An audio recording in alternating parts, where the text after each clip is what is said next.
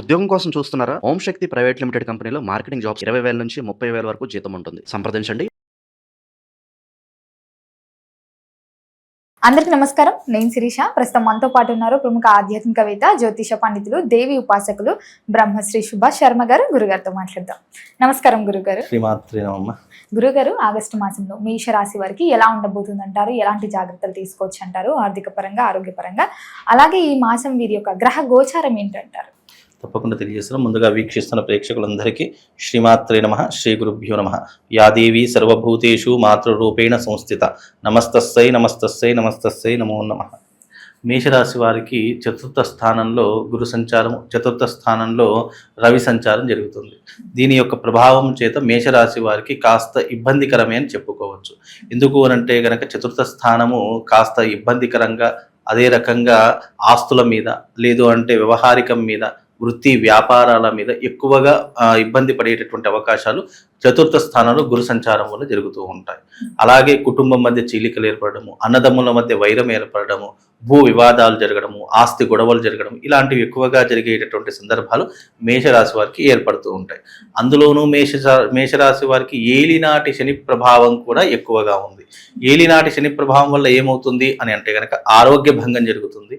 Court కేసులు, police station వ్యవహారాదులు, చిక్కులు, చికాకులు, అనుకోనటువంటి సంఘటనలు జరగడము, లేనిపోని తలనొప్పులు మీదొచ్చి పడడము, అయిన వాళ్లతో శత్రుత్వం ఏర్పడడం, ఇవన్నీ కూడా జరుగుతూ ఉండేటటువంటి రాశిలో మేషరాశి ఒకటి అని చెప్పుకోవచ్చు. అందులోనూ మేషరాశి వారికి ఈ మాసము గడ్డు కాలము అని చెప్పుకోవచ్చు. మరి వీరికి ప్రథమార్థం బాగుంటుందంటారా? అమావాస్య తర్వాత ద్వితీయార్థం బాగుంటుందంటారా? వీళ్ళకు ప్రస్తుతానికైతే ప్రథమార్థం కొంచెం అనుకూలంగా ఉంటుంది. ద్వితీయార్థం అయితే పూర్తిగా వ్యతిరేకత ఎక్కువగా ఉంటూ ఉంటుంది. కాబట్టి కాస్త జాగ్రత్తగా చూసుకునే ప్రయత్నించాలి. ముఖ్యంగా ఈ డబ్బు విషయంలో చాలా జాగ్రత్తగా ఉండాలి. ఆర్థిక పరమైనటువంటి లావాదేవీలు చాలా జాగ్రత్తగా నిర్ణయాలు తీసుకోవాలి. వీలైనంత వరకు అప్పులు చేయకుండా ఉండాలి. ఎందుకంటే ఏలినాటి శని ప్రభావంలో ఒక్కసారి మనం అప్పులు చేశామా అవి జీవితంలో తీరవు. మనం సంపాదించినంత వడ్డీలకే పోతుంది తప్ప అసలు అయితే తీరదు. కనుక ఏలినాటి శని ప్రభావంలో అసలు ఎవరు అప్పు చేయకండి. రెండోది ఏంటి అంటే కనుక ఆస్తులు అమ్మడం కానీ, లేదు అంటే తాకట్టు పెట్టడం కానీ, ఇవి కూడా తగ్గించేటటువంటి ప్రయత్నం చేసుకోండి. ఎందుకంటే ఈ సమయంలో మనం ఏదైతే చేస్తామో అది మన జీవితాంతం వరకు బాధ పెట్టేటటువంటి అవకాశాలు ఎక్కువగా ఉంటాయి. తద్వారా కొన్ని విషయాలు జాగ్రత్తగా ఉండండి. మీకు తెలియకపోతే తెలిసిన సలహా తీసుకోండి. కొన్నిసార్లు ఏమవుతుంది అంటే మేషరాశి వారికి ఏం చేయాలో అర్థం కాదు, అదో గోచరంలో ఉంటారు. అప్పుడు తెలిసిన వాళ్ళ దగ్గర మంచి సలహాలు సూచనలు పాటించేటటువంటి ప్రయత్నం చేయండి. పెద్దవాళ్ళ సలహాలు సూచనలు మీరు పాటిస్తే ఎంతో కొంతవరకు మనకు జ్ఞానం వస్తుంది. దానితో పాటు మనం ఏ పని చేయాలి, ఎస్ ఆర్ నో అనేటటువంటిది తెలుస్తుందమ్మా. మరి రైతులకు ఎలా ఉంటుందంటారు ఈ మాసంలో? రైతులకు బాగానే ఉంటుందమ్మా. రైతులకు చాలా అద్భుతంగా ఉన్నటువంటి మాసం ఈ మాసము. అలాగే అందులోను శ్రావణ మాసము, అలాగే ఈ ఆషాఢ మాసం ప్రారంభమైందంటే ఆషాఢం, శ్రావణం ఈ రెండు కూడా నాట్లు వేసే సమయము, అలాగే పంటలు దున్నుకునేటటువంటి సమయం. కాబట్టి ఈ మాసము చాలా అద్భుతమైన రైతులకు చాలా బాగుంటుందమ్మా. మరి గురుగారు, సహజంగా మేషరాశి వారి యొక్క లక్షణాలు ఎలా ఉంటాయి అంటారు? ముఖ్యంగా మేషరాశి వారికి కోపం, ఆవేశం ఎక్కువగా ఉంటుంది. వీళ్ళు సాహసోపేతమైనటువంటి పనులు విపరీతంగా చేస్తూ ఉంటారు. ఎవరైనా ఏదైనా కాదు అంటే అది చేసేంత వరకు వదిలిపెట్టరు.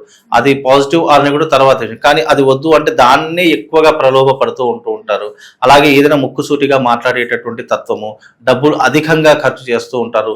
లగ్జరీ లైఫ్ కోసం అప్పులు చేసైనా సరే నేను గొప్ప అని చెప్పుకోవడానికి ఎక్కువగా ప్రయత్నం చేస్తూ ఉంటారు. తద్వారా వాళ్ళు ఇబ్బందులు పడేటటువంటి అవకాశాలు ఎక్కువగా ఉంటుంటాయి.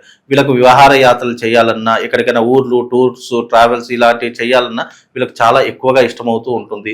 వీళ్ళు తల్లి చాటు బిడ్డలు అని చెప్పుకోవచ్చు. అంటే తండ్రి కంటే ఎక్కువ తల్లితో సాన్నిహిత్యంగా ఉండేటటువంటి ప్రవర్తన కలిగినటువంటి వారిలో మేషరాశి వారు ఒకరు అని చెప్పుకోవచ్చు. అలాగే వీళ్ళు జీవితంలో రాణించాలి అంటే ఫైనాన్స్ రంగంలో రాణించగలుగుతారు, రియల్ ఎస్టేట్ రంగంలో రాణించగలుగుతారు. ఎందుకంటే వీళ్ళకు ధైర్యం, సాహసం ఎక్కువగా ఉంటుంది. ఇలాంటివి చేయాలి అంటే ఈ మేషరాశిలో పుట్టినటువంటి వాళ్ళు మాత్రమే చేస్తుంటారు. కాబట్టి మేషరాశిలో పుట్టినటువంటి జాతకులు ఇలాంటి స్వభావాలు ఎక్కువగా ఉంటూ ఉంటాయి. మరి విద్యార్థులకు ఎలా ఉంటుందంటారు? విద్యార్థులకు కూడా లేజీతనం పెరిగిపోతుంది. ముఖ్యంగా ఏమవుతుంది అంటే కనుక ఏలినాటి శని ప్రభావం వల్ల, లేదు వీళ్ళకు ఏలినాటి శని ప్రభావం ఒకటితో పాటు గురుబలం కూడా అంత యోగ్యంగా లేదు. ఈ రెండుటి కారణాల చేత ఏమవుతుంది అంటే డబ్బులు అధికంగా ఖర్చు పెడుతూ ఉంటారు. చెడు వ్యసనాలకు బానిస అయ్యేటటువంటి అవకాశాలు ఎక్కువగా ఏర్పడుతూ ఉంటాయి. అలాగే పెద్దవాళ్ళు గౌరవ మర్యాదలకు భంగం కలిగించేటటువంటి పనులు ఎక్కువగా చేస్తూ ఉంటారు.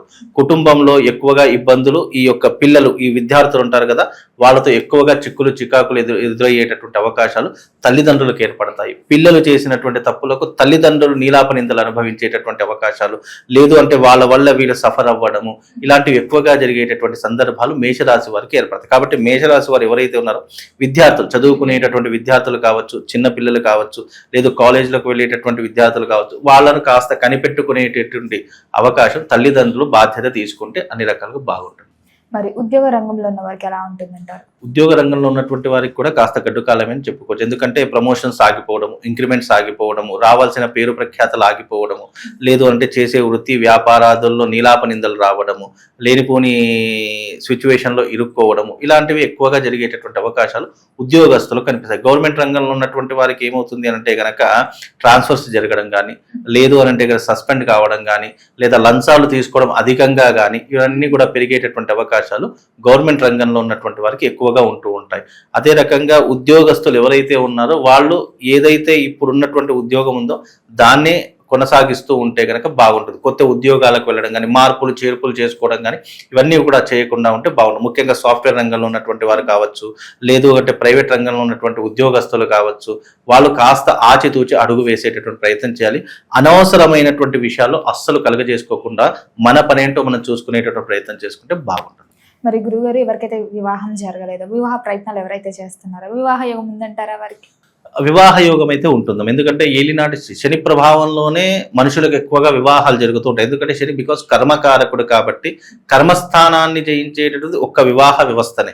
అంటే వివాహ వ్యవస్థలోనే కర్మను త్యజించేటటువంటి అవకాశం, కర్మను దాటేసేటటువంటి అవకాశం వివాహ వ్యవస్థలో అవుతుంది. కాబట్టి వివాహానికి ఏం అడ్డంకులు అయితే ఉండవు. తప్పకుండా మేషరాశి వారికి వివాహ యోగ్యత అయితే తప్పకుండా ఉంటుంది. తప్పకుండా ప్రయత్నపూర్వకంగా మీరు చేసుకోవచ్చు. తప్పకుండా వివాహం అయితే జరిగేటటువంటి సూచనలు అయితే ఉంటాయి. కుటుంబ వాతావరణం ఎలా ఉంటుందంటారు? కుటుంబం పట్ల ఎలాంటి జాగ్రత్తలు తీసుకోవచ్చు అంటారు వీరు? ముఖ్యంగా కుటుంబం పట్ల అంటే కనుక ఇప్పుడున్నటువంటి పరిస్థితుల్లో కుటుంబం మధ్య చీలికలు ఏర్పడేటటువంటి అవకాశాలు, భార్యాభర్తల మధ్య వైరం ఏర్పడేటటువంటి అవకాశాలు, అనుమానాలు విపరీతంగా పెరిగిపోవడము, కోర్టు కేసుల్లో ఇరుక్కోవడము, విడాకుల దాకా వెళ్ళడము, ఇలాంటివన్నీ కూడా జరిగేటటువంటి సిచ్యువేషన్స్ మేషరాశి వారికి ఏర్పడబోతూ ఉంటాయి. కనుక మేషరాశి వారు ఎవరైతే ఉన్నారో వీలైనంత వరకు మేషరాశి వారికి సహనం, ఓపిక, ఇవి రెండు చాలా ఇంపార్టెంట్. ఇప్పుడు మీరు ఉండేటట్టు సహనం, ఓపికే భవిష్యత్తు మీకు చాలా బాగుంటుంది. లేదు అని అంటే కనుక ఇప్పుడు మీరు ఏ తొందరపడి నిర్ణయం తీసుకున్నా అది కేవలం ఈ మాసమే కాదు, ఈ సంవత్సరాంతం వరకు మిమ్మల్ని బాధ పెడుతూనే ఉంటుంది. కాబట్టి మేషరాశి వారు వీలైనంత వరకు చాలా జాగ్రత్తగా ఉండాలి. ఎందుకంటే ఏలినాటి శని ప్రభావం మనిషిని ఊరికే ఉండనివ్వదు. అంటే మనం ఏదైనా మంచి అని ఆలోచిస్తే అది వెంటనే చెడుగా మారేటటువంటి ప్రయత్నాలు ఎక్కువగా ఉంటూ ఉంటాయి. మనిషి ఆలోచనలు, బుద్ధులు కూడా చెడు వైపు ఎక్కువగా వెళ్ళేటటువంటి అవకాశాలు ఉంటాయి. కాబట్టి అది కొంచెం జాగ్రత్తగా వ్యవహరిస్తే బాగుంటుంది. మరి పెట్టుబడులు పెట్టొచ్చు అంటారా ఈ మాసంలో? ముఖ్యంగా పెట్టుబడులు అనేటటువంటివి ఈ మాసంలో ఏలినాటి శని ప్రభావం కాబట్టి ఏది చేసినా బూడిదలో పోసిన పన్నీరే అవుతుంది. కాబట్టి వీలైనంత వరకు ఒకవేళ అలాంటి ఎమర్జెన్సీ సిచ్యువేషన్ వస్తే సలహాలు, సూచనలు పాటించండి. ఇప్పుడు కొంతమంది జాతకాలు ఏంటంటే ఇది చెయ్యాలా చేయకూడదా అనేటటువంటి నీ జాతకం నీకు నిర్దేశించేటటువంటి సూచన. కాబట్టి నీకు ఏదైనా పెట్టుబడులు పెట్టాలన్నా, బిజినెస్ పెట్టాలన్నా, వ్యాపారాలు పెట్టాలన్నా, లేదా స్టాక్ మార్కెట్స్ ఏదైనా చేయాలన్నా, నువ్వు జీవితంలో డెవలప్మెంట్ కావాలన్నా మేషరాశి వారు కాస్త ఆలోచన చేసి అడుగు వేస్తే బాగుంటుంది. ముఖ్యంగా వీళ్ళు ఏదైనా రెమెడీ చేసుకోవాలంటే కనుక తిలహోమ తంత్ర సాధన తప్పకుండా చేసుకోవాలి. ఎందుకంటే ఏలినాటి శని అనేటటువంటిది 7.5 సంవత్సరాల పాటు వెంటాడుతూ ఉంటుంది. కాబట్టి ఈ 7.5 సంవత్సరాల పాటు వీళ్ళు పడేటటువంటి నరకయాత్ర అంతా ఇంత కాదు. కొన్ని రోజులు కోర్టు సమస్యలు ఉంటాయి, కొన్ని రోజులు పోలీస్ స్టేషన్ చుట్టూ తిరుగుడు ఉంటుంది, కొన్ని రోజులు కుటుంబ వ్యవహారాల చిక్కులు ఉంటుంటాయి, ఇంకా కొన్ని రోజులు అంటే దీన్ని డివైడ్ చేస్తారు, 3 భాగాలుగా డివైడ్ చేస్తారు ఏలినాటి శని.